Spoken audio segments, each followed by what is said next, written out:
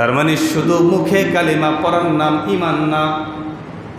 2 number, শুধু মুসলমানের ঘরে জন্ম নেয়ার নাম ঈমানদার না।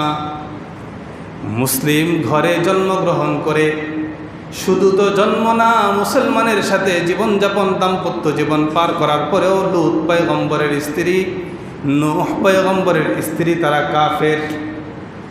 একজন পুরুষের সবচেয়ে কাছাকাছি মানুষ থাকে তার স্ত্রী। একজন পুরুষের সবচেয়ে অধীনস্থ ব্যক্তিকে কথা বলে না, স্ত্রী, তাকে সবচেয়ে বেশি হুকুম দেওয়া যায়, তার সাথে তার কাছ থেকে সবচেয়ে বেশি আদায় করা যায়। এত কিছুর পরেও 2 জন নবীর ঘরে 2 জন কাফের মহিলা ছিল। তো তাদের ঘরে বসবাস করে তারা ঈমানদার হতে পারে? তার মানে কারো ঘরে থাকলে, কারো ঔরস থেকে জন্মগ্রহণ করলেই সে ঈমানদার হয় না। আপনি যদি খেয়াল করেন, হাওয়া আলাইহিস সালাম ওনার ঔরস থেকে জন্মগ্রহণ করেছে কাবিল।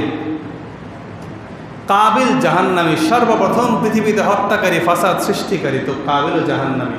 তার মানে আদম পয়গম্বর একজন নবী, হাওয়া আলাইহিস সালাম তিনি তার স্ত্রী, সর্বপ্রথম মা, তিনি সর্বোচ্চ পর্যায়ের দিনদার মুত্তাকি, এত কিছুর পরেও ওনার সন্তান কাফের। সুতরাং জন্মসূত্রে কেউ ঈমানদার হইতে পারে? তাহলে এখন ঈমানদার যদি কোনো ব্যক্তি হইতে হয়, তাহলে সেই ব্যক্তিকে মিনিমাম 7টা বিষয়ের উপর ঈমান থাকতে হবে। আল্লাহ রাব্বুল আলামিনের প্রতি ঈমান, আমানতু বিল্লাহি ওয়া মালাইকাতিহি ওয়া কুতুবিহি ওয়া রুসুলিহি ওয়াল ইয়াউমিল আখিরি ওয়াল কদরি খাইরিহি ওয়া শাররিহি মিনাল্লাহি তাআলা ওয়াল বা'সি বা'দাল মাউত। আমি ঈমান আনিলাম আল্লাহ তাআলার উপর, আমি ঈমান আনিলাম ফেরেশতাদের উপর। হ্যাঁ, ফেরেশতাকে বিশ্বাস করতে হবে। আল্লাহকেও দেখি না, ফেরেশতাকেও দেখি না, কিন্তু বিশ্বাস করি না? মালিক ইবনে দিনার রহমতুল্লাহি আলাইহি একদিন রাস্তায় হাঁটতেছেন। হাঁটার সময় হঠাৎ করে কবরস্থানের দিকে তাকায় দেখে 2 জন লোক কি জানি লিখতেছে। জিজ্ঞেস করতেছে, ভাই আপনারা কি লেখেন, কোত্থেকে আসলেন? চিনি না, আপনাদেরকে কখনো দেখি নাই। বলে, ভাই আমরা আল্লাহর ফেরেশতা, আমরা লিখতেছি কারে কারে জান্নাতে দেওয়া যায়, জান্নাতীদের লিস্টি করতেছি। দুনিয়ায় জান্নাতীদের লিস্টি করতেছি। মালিক ইবনে দিনার বলে, ভাই লিস্টিটাতে একটু তাকায় দেখেন তো, আমি মালিক ইবনে দিনারের নামটা আসেনি। আমার তো বড় ভয় হয়, জানি আল্লাহ হাসরের ময়দানে আমার সাথে কিরূপ আচরণ করে। ফেরেশতা এবার কাগজের দিকে অনেকক্ষণ তাকায় পরে বলল, না, মালিক ইবনে দিনারের নাম নাই। এবার মালিক ইবনে দিনার চিৎকার করে কান্না করে বলতে লাগলো, ভাই ভালো মুমিন তো হইতে পারি নাই, কিন্তু ঈমানদারদের খেদমত জীবনে করছি। আমি ওলামায়ে কেরামদেরকে ভালোবাসছি, নবীকে ভালোবাসছি, কোরআন সুন্নাহর কথা যারা বলে তাদের সেবা করার সৌভাগ্য তো আমার হয়েছে। নেককারদের সাইড দিয়ে একটু আমার নামটা লেখা নাও, তাহলে আমার ঘুম হারাম হয়ে যাবে। এবার ফেরেশতারা হঠাৎ করে নাই হয়ে গেছে। ফেরেশতারা আল্লাহর কাছে গিয়ে বলতেছে, আল্লাহ যদি মানুষদেরকে দেখার সুযোগ আমাদেরকে দিতেন, তাহলে আমরা যখন লিখতাম মানুষ তখন আমাদেরকে নিষেধ করতো, এটা লিখো না। ঠিক না? কিরামান কাতিবিন, 2 জন সম্মানিত ফেরেশতা আমাদের 2 কাঁধে আছে। আমরা যদি তাদেরকে দেখতাম সে নেক লিখতেছে না বদ লিখতেছে, তাহলে তাকে নিষেধ করতাম জায়গা বেজাগায়। এজন্য আল্লাহ অদৃশ্য করে দিছে। মালিক ইবনে দিনারকে একটু সময় দেখানোর কারণে তিনি বলতেছে, আমার নামটা লেখা দাও। এবার আসমানে চলে যাওয়ার পরে দুনিয়ার নকলটা আসমানের মূলটার সাথে লাগানোর পরে 3 দিন পর্যন্ত মালিক ইবনে দিনার খায় না, ঘুমায় না, বড় টেনশন, আমার নামটা জান্নাতীদের তালিকায় নাই। কান্না করতে করতে 3 দিন পরে ঘুমায় গেছে। ঘুমের ঘরে আবার স্বপ্নে দেখতেছে 2 ফেরেশতা। আসার পর বলতেছে, ভাই আপনি কান্না করেন কেন? বলে, তোমরা টেনশনে ফেলে দিছ, আমার নামটা জান্নাতীদের তালিকায় নাই। বলে, টেনশন নাই, আপনার নামটা দুনিয়ার নকলে নাই, কিন্তু আসমানে মিলাই দেখছি মালিক ইবনে দিনারের নামটা আছে। সুবহানাল্লাহ। মালিক ইবনে দিনার তখন খুশি হয়ে গেছে। উনি কে? উনি হচ্ছে এমন ব্যক্তি যিনি নৌকায় উঠেছেন, নৌকায় ওঠার পর তার পকেটে টাকা নাই। নৌকায় সাধারণত আমাদের সামনে থাকে পানি, তিনি পানি নিয়ে ভাবতেছেন যে আল্লাহ আমাকে সাগরের পানি বানায় নাই। মাছ দেখতেছে আর বলতেছে আল্লাহ আমাকে সমুদ্রের মাছও বানায় নাই। আল্লাহ দুনিয়ার সর্বোৎকৃষ্ট সৃষ্টি মানব জাতিতে আমাকে রূপান্তরিত করেছে। এত দামি বানানোর পরে আমি আল্লাহর কতটুকু শুকর আদায় করতে পারতেছি এই চিন্তা করতেছি। হঠাৎ করে মাঝি বলতেছে ভাই সবার ভাড়া দেওয়া শেষ, আপনার ভাড়াটা দেন। পকেটে হাত দিয়ে পকেটে দেখে কোনো দিনার নাই, ভাড়া নাই। এবার মাঝি ভাই তো বড় চিৎকার, এত লম্বা রাস্তা আপনাকে ফ্রি তো আনতে পারবো না। আল্লাহর কাছে দুই হাত দিলে বলতেছে আল্লাহ এই মুহূর্তে আমার কাছে কোনো দিনার নাই, কোনো দিরহাম নাই, আপনি ছাড়া আমার কোনো সাহায্যকারী নাই। দোয়া করতে দেরি নৌকার চতুর্পাশে মাছ মুখে করে দিনার নিয়ে ঘুরতেছে। এবার মাছের কাছ থেকে একটা মাত্র দিনার নিয়েছে, যেই পরিমাণ দিনার নিলে তার নৌকা ভাড়াটা হয়ে যায়। একটু নেওয়ার পর বাকি মাছগুলোকে বললেন তোমাদের দিনার আর আমার দরকার নাই, যাও তোমরা চলে যাও। তিনি ছিলেন মুস্তাজাবুদ দাওয়া, যা দোয়া করতেন তাই কবুল হতো। সুবহানাল্লাহ। আল্লাহ তাআলার যে হয়ে যায়, যে আল্লাহর প্রতি প্রবল ধারণা রাখে, প্রবল বিশ্বাস রাখে, আল্লাহ তার হয়ে যায়, দুনিয়াতেও হয়ে যায়। তার দুনিয়া, যার দুনিয়াতেই আল্লাহ হয়ে যায় তার আখিরাত সুন্দর, তার হাসর সুন্দর, তার কবর সুন্দর, তার কবর থেকেই কবরটাই জান্নাতের টুকরা হয়ে যায়। ইনি হচ্ছেন মালিক ইবনে দিনার। আপনি অবাক হবেন, আল্লাহ তাআলার প্রতি প্রবল ঈমান যারা রাখেন। এক হজ যাত্রী হজে যাচ্ছিলেন, তো একজন পায়ে হেঁটে যাচ্ছেন। তিনি পায়ে হেঁটে যাচ্ছেন, হঠাৎ করে পিছন দিক থেকে একজন সাওয়ারিতে করে আসতেছেন। এবার পায়ে হাঁটা ব্যক্তিকে পিছনের ব্যক্তি জিজ্ঞেস করতেছে ভাই কই যাবেন? বলে আরাফার ময়দানে যান। কোন ময়দানে? তখনকার সময় হজের যাত্রীরা সরাসরি আরাফার ময়দানে চলে যেত। এখনকার সময় তো হোটেল আছে, বিমান আছে, হ্যাঁ অনেক সুযোগ। হ্যাঁ মুআল্লিমরা সুন্দর করে আপনাদেরকে গাইডলাইন দিয়ে দিয়ে সুন্দর করে নিয়ে যায়। আর তখনকার সময় সিস্টেম ছিল মানুষ সবাই আগে গিয়ে আরাফার ময়দানে একত্রিত হইত। তো জিজ্ঞেস করলো আপনি কই যাবেন? সাওয়ারিকে জিজ্ঞেস করতে, বলে আমিও আরাফার ময়দানে যাচ্ছি, দুজনেই হজে যাচ্ছে। বলতেছে ভাই আপনি যে হাঁটা শুরু করছেন, এই হাঁটার মাধ্যমে তো আপনি 9 তারিখের আগে আরাফার ময়দানে পৌঁছবেন না। যদি আপনি না পৌঁছান তাহলে আপনি হজটা তো করতে পারলেন না রে ভাই। এবার বলে ভাই আমি হাঁটতে থাকি, আমাকে নিয়ে যাবেন কে? আমার প্রবল বিশ্বাস আছে আমি এখানে একা হাঁটি না, আমাকে কেউ না কেউ হাঁটায়, আমাকে কেউ না কেউ হাঁটায়। তুমি টেনশন নিও না, যার জন্য যাচ্ছি তিনি সঠিক সময় আমাকে নিয়ে যাবেন। এবার সাওয়ারি ব্যক্তি আর একটু সামনে যাওয়ার পর একটা বাজারে দাঁড়ালেন, দাঁড়ায় বললেন ওই হাঁটনেওয়ালা ব্যক্তিটাকে একটা ঘোড়া কিনা দেয়, সেও ঘোড়াতে করে আসুক। হ্যাঁ হয় না এরকম? এক মুসলমান আর এক মুসলমানকে ইজ্জত করলো, সম্মান করলো। এবার তিনি দাঁড়ালেন, দাঁড়ানোর পর একটা ঘোড়া কিনবেন। ওই হাঁটনেওয়ালা ব্যক্তি অনেকক্ষণ পরে আসলেন, আসার পর বললেন ভাই একটা ঘোড়া দেখছি, আমার কাছে কিছু অর্থ আছে, এই অর্থগুলো দিয়ে আপনাকে একটা ঘোড়া কিনে দিতে চাই। ওই ব্যক্তি বলতেছে ভাই আপনার কাছ থেকে অর্থ নেওয়ার দরকার নাই, আমি আপনার কাছ থেকে নিব কেন?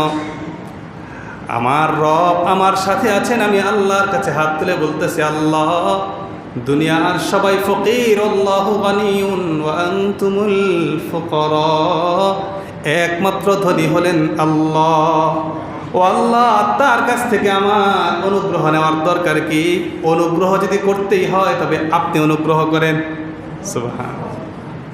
দুই হাত উপরে উঠানোর পরে দুই হাতে 2 মুষ্টি ভরা স্বর্ণ মুদ্রা তাকে আল্লাহ তাআলা কুদরতিভাবে দিয়ে দিলেন। দেওয়ার পর এবার এক হাতটা দিয়ে দিলেন ওনাকে যে ভাই আপনি সদিচ্ছা করেছেন একটা বকরি বা একটা গাধা কিনে দেওয়ার জন্য, আপনি আমাকে সাহায্যের নিয়ত করেছেন, তাই আমিও আপনাকে একরাম করলাম।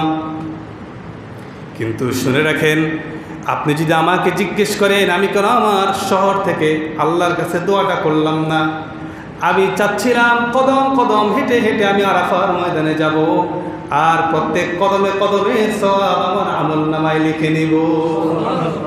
আমি এই জন্য আমার এলাকা থেকে আমি সাওয়ারিতে আসি নাই। তো আল্লাহ তাআলার হয়ে গেলে আল্লাহ তার হয়ে যায়। আবু হুরায়রা রাদিয়াল্লাহু আনহু, আপনারা ওনার নাম শুনেছেন না? আবু হুরায়রা রাদিয়াল্লাহু আনহু, উনি একটা সময় মদিনার রাস্তায় পড়ে থাকতেন ক্ষুধার যন্ত্রণায়। এই ক্ষুধার যন্ত্রণায় পড়ে থাকতেন, আর মানুষ তাকে অনেক সময় চামড়ার জুতা নাকে শোনাইত, মৃগী রুগী মনে করত। অনেকেই জুতা তার নাকের সামনে রাখছেন। আবু হুরায়রা রাদিয়াল্লাহু আনহু এমন সাহাবী যার থেকে বুখারী শরীফের সবচেয়ে বেশি হাদিসের রাওয়ায়াত। সুবহানাল্লাহ। বুখারী শরীফের হাদিসের সংখ্যা ৭,২০০ সামথিং, এর মধ্যে ৫,০০০-এর উপরে আবু হুরায়রা রাদিয়াল্লাহু আনহুর হাদিস। এই পরিমাণ হাদিস ওনার।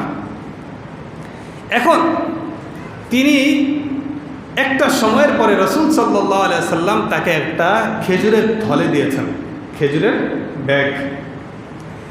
খেজুরের ব্যাগ দেওয়ার পরে আবু হুরায়রা রাদিয়াল্লাহু আনহু সব সময়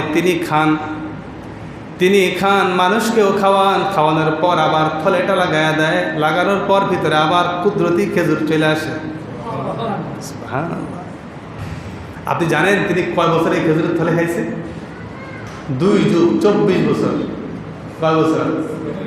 24 বছর কোনো কাজ করতে হয় নাই। তিনি শুধু এলেমের কাজ করছে, এলেম শিখছে, এলেম শিখাইছে, এই কাজই করে গেছে। আর ওনার যত খাদ্য দরকার ছিল আল্লাহ এই থলের ভিতরে দিয়ে রাখছে। তিনি খাইতেছেন। নবীর জামানা থেকে শুরু হয়েছে, নবীর ইন্তেকাল হয়ে গেছে, সিদ্দিক আকবরের খেলাফতের জামানা আসছে। সিদ্দিক আকবর 2 বছর খেলাফতের দায়িত্ব পালন করেছেন, তার কাছে থলি আছে। সিদ্দিক আকবরের ইন্তেকালের পরে ওমরে ফারুক রাদিয়াল্লাহু আনহুর খেলাফতের জামানা আসছে। 10 বছর খেলাফতের দায়িত্ব পালন করেছেন। 10 আর আগে ছিল 2 বছর, সর্বমোট কয় বছর? 12 বছর পার হয়ে গেছে। ওমর রাদিয়াল্লাহু আনহুর শাহাদাত হয়ে গেছে। এবার ক্ষমতা বা খেলাফতে আসলেন হযরত ওসমান ইবনে আফফান রাদিয়াল্লাহু আনহু। তিনার 12 বছর তিনি খেলাফতের দায়িত্ব পালন করেছেন। তাহলে আগে ছিল 12, এখন হইল 12, সর্বমোট কত?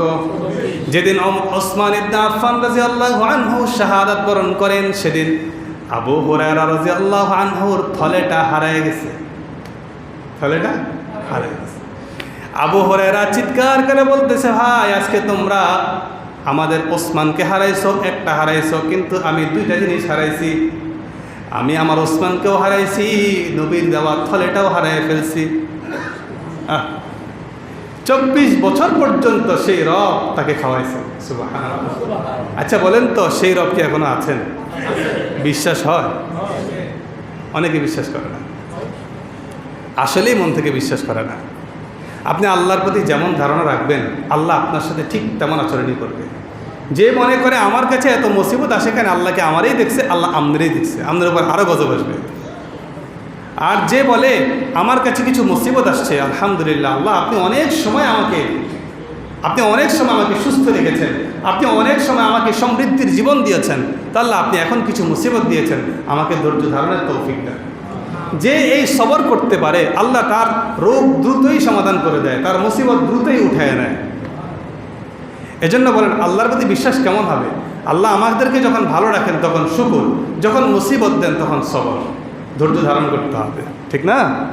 আল্লাযীনা ইযা যুকিরাল্লাহু ওয়াজিলাত কুলুবুহুম ওয়াস-সাবিরিনা আলা মা আসাবাহুম ওয়াল মুকিমিস সালাহ। শোনো মুমিন বান্দা, তোমার দিলে ঈমান আছে, বুঝবা কিভাবে?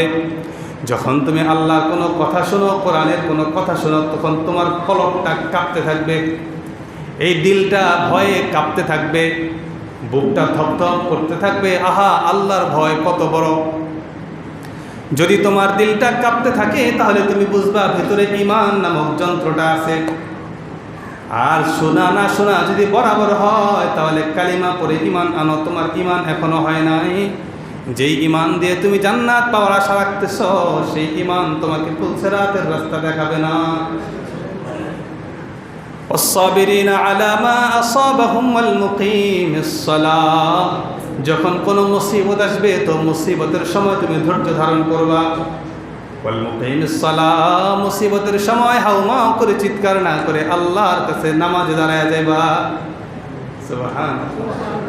এটা হচ্ছে মুমিনের পরিচয়। ভালো অবস্থায় শুকরিয়া, বলেন ভালো অবস্থায় কি শুকরিয়া, আর মুসিবতের সময় ধৈর্য। মুসিবতের সময় ধৈর্য। যা ব্যবসা বাণিজ্য করেন, ভালো সময় আসতে পারে, খারাপ সময় আসতে পারে। আপনি কর্মজীবনে ভালো সময় আসতে পারে, খারাপ সময় আসতে পারে। আপনার চাকরি, অনেক বছরের চাকরি চলে গেছে, আপনার কষ্ট আছে, ধৈর্য ধারণ করেন। এর চেয়ে আরো বড় কিছু আপনার জন্য অপেক্ষা করতেছে। ঠিক আছে না? আল্লাহ তাআলা আমাদেরকে ইমানি জীবন দান করে দেন। আমি না তো কম লোকে পেয়েছেন, বিশ্বাস যে কম ভিতরে ভাই, পাওয়ার নাই ভিতরে, ব্যাটারি চার্জ নাই, ফ্লাইওভার দিয়ে উঠতে পারে না, এর জন্য নিজ দেওয়া যায় এটা। আল্লাহ সবাইকে ইমানে জীবন দান করেন। ইমান ইমান ভিতরে জ্বলে, ভিতরে আলো আছে, এ কলব কাঁপে, আল্লাহর কথা শুনলে কাঁপে। জাহান্নামের আগুনের কথা মাঝে মাঝে ভাববেন, ভেবে শুধু মৃত্যুবার্ষিকীতে দোয়া করেন না, সব সময় দোয়া করবেন জাহান্নামের আগুন থেকে বাঁচার জন্য। আল্লাহ তাআলা সবাইকে ইমানে জীবন দান করেন। ওয়া আখিরু দাওয়ানা আলহামদুলিল্লাহি রাব্বিল আলামিন।